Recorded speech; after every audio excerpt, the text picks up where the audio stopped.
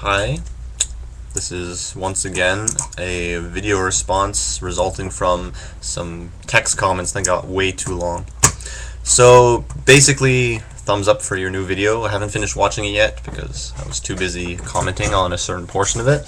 So I'm talking about taking other people's words for it. And I said pretty much the same thing you said right here in an essay I wrote about epistemology some time ago for school.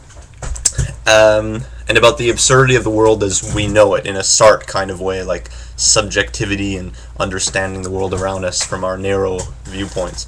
So to accuse someone of lying on a whim or because what they say is against your preferred ways of seeing things or just the ways you see things is highly irresponsible. It basically denies them of their voice. This kind of whimsical distrust is a violation of the social contract, that of giving value to language and communication, which is basically what allows us to live in a society. And when you're kind of dishonoring that kind of agreement to be believed and to believe others when you just say, oh no, I'm just not going to believe what you say.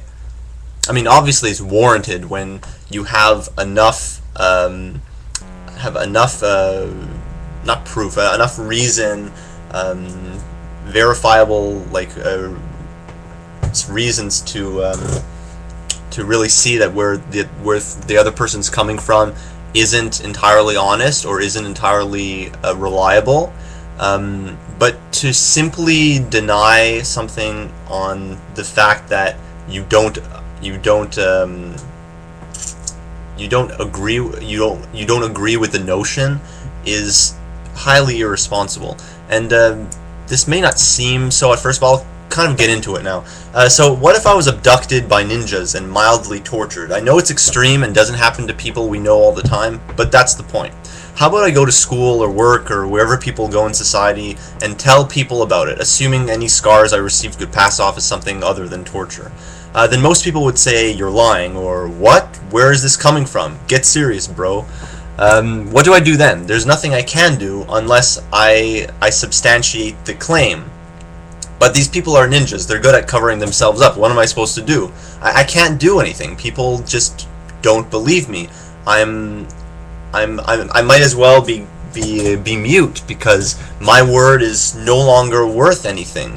Just because people decided that they just aren't willing to accept this idea that their friend was tortured by ninjas. And I have to prove this. I mean, obviously it's the same thing with, let's say, like UFO encounters or abductions, even more extreme stuff like that.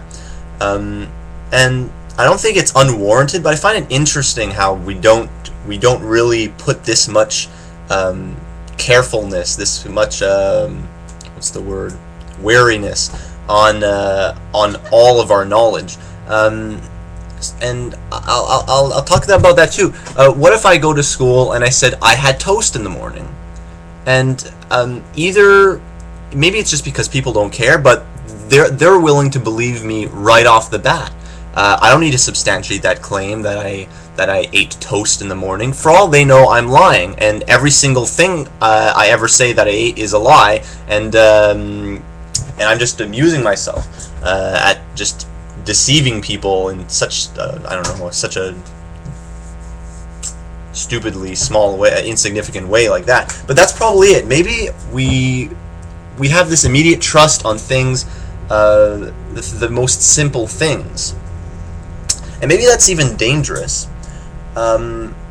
because even if, let's say, someone can lie to us about the most simple things, a lot of things are very simple. We're willing to believe a lot of things. We give the benefit of the doubt for simple things like that. I don't know, maybe someone very intelligent could take advantage of that and, I don't know, whatever they could do. But I guess you can make a whole web of lies out of those very small things that people are just willing to trust. So I find that's something, probably an inconsistency, that we're willing to believe without substantiation that that I ate toast in the morning or whatever. I stayed up until 1 last night. Insignificant things like that. But the moment something else happens, like, I don't know, I was abducted or something, people no longer are willing to believe that. And I obviously, well, maybe it's not obvious, but what I think it is basically we have this kind of world. Maybe it's a worldview. I don't know. I don't want to use, I don't know, whatever, a term that's inappropriate. But right now, I guess I can use this. We have this kind of view of the world, our own kind of mapping of it, and the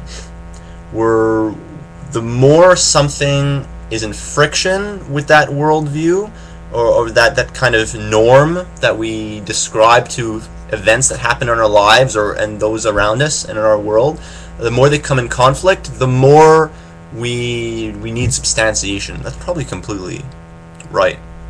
But there is the concern that I had about people taking advantage of that. So yeah, I think that's something to think about. My essay, I kind of went in more depth. I can't take it off the top of my head right now. I had something more interesting to say about the matter.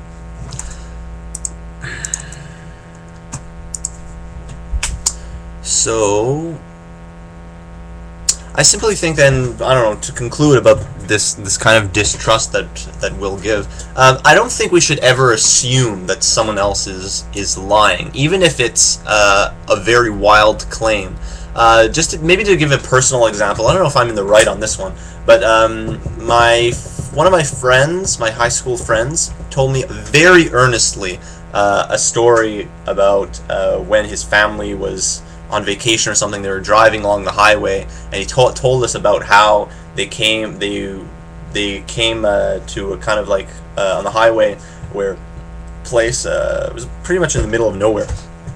A bunch of like Canadian military, like tanks and whatever, and a bunch of people, and they're all looking up at the sky. And he said there's something very clearly that was a UFO.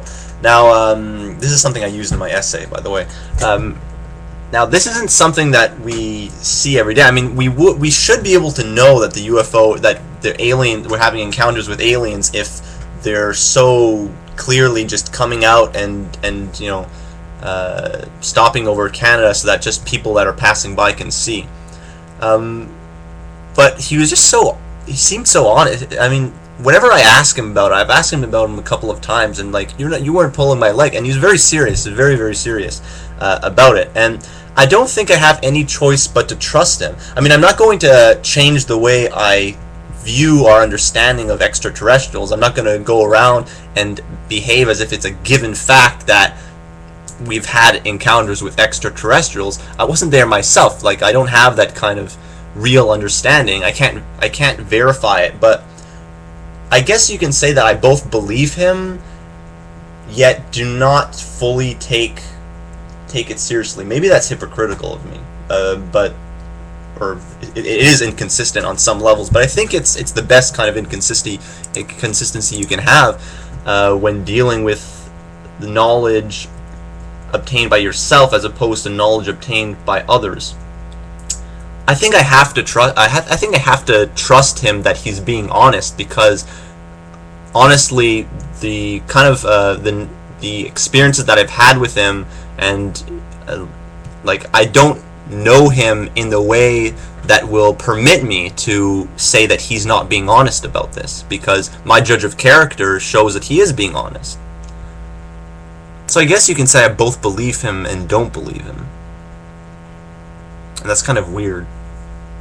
But anyway, I think we should give the benefit of the doubt, like you said, to anyone, to those where we can't know are lying, because it's better than accusing someone of lying when we don't have good reason to think that they're telling the truth. Obviously, if you do have good reason that they're not telling the truth, then fine. But we should, if it's neutral like that, or close to neutral, I think we should give the benefit of the doubt to a certain extent. I guess, like I did.